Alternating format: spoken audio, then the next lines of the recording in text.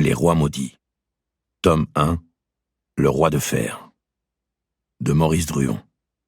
Lu par Jérémy Covillot. Enguerrand de Marigny s'était mis la main devant les yeux, comme pour se protéger de l'éclat des flammes. « Belle image de l'enfer que vous nous donnez là, messire de Nogaret, » dit le comte de Valois. « Est-ce à votre vie future que vous songez ?» Guillaume de Nogaret ne répondit pas.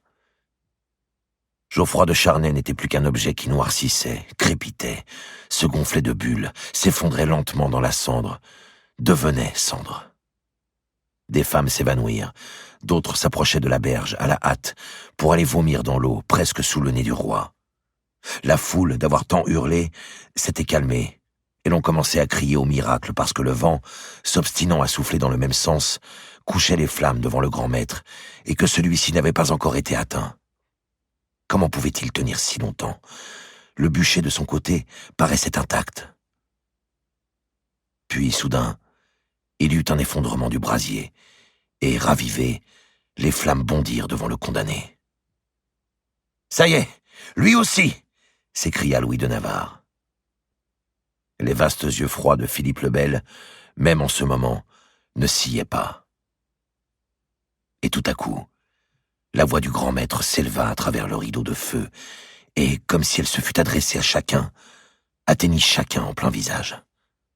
Avec une force stupéfiante, ainsi qu'il l'avait fait devant Notre-Dame, Jacques de Molay criait « Honte!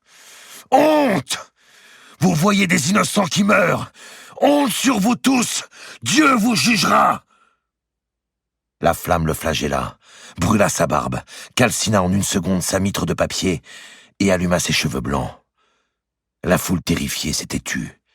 On eût dit qu'on brûlait un prophète fou. De ce visage en feu, la voix effrayante proféra. « Pape Clément, chevalier Guillaume, roi Philippe, avant 1 an, je vous cite à paraître au tribunal de Dieu pour y recevoir votre juste châtiment. Maudits, maudits, tous maudits jusqu'à la 13e génération de vos races !» Les flammes entrèrent dans la bouche du grand maître et y étouffèrent son dernier cri. Puis, pendant un temps qui parut interminable, il se battit contre la mort.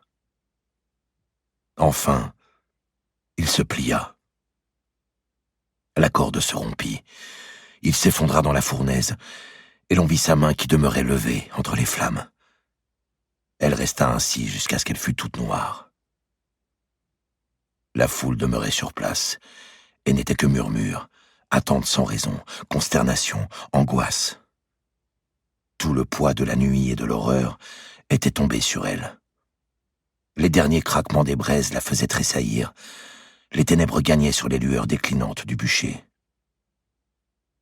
Les archers voulurent repousser les gens, mais ceux-ci ne se décidaient pas à partir. Ils chuchotaient.